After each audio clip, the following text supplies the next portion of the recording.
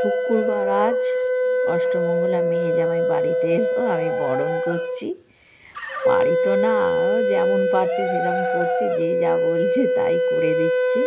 খুব ভালো লাগছে, 8 দিন পর মেয়ে বাড়িতে এলো।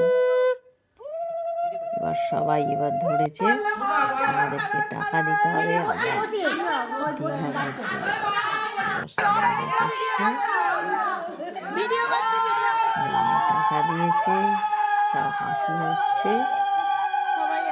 তারপরে বিকালে পকোড়া ভাজা হয়েছে, বাড়িতে অনেক গেস্ট এলো।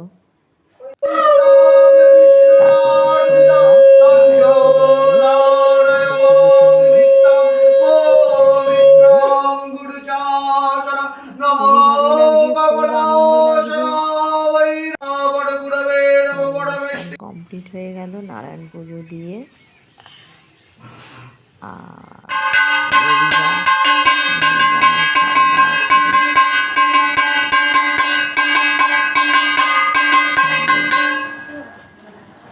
বাড়ি ফিরবে, পুজো সম্পূর্ণ করলাম। আমার বাড়ির লক্ষ্মী,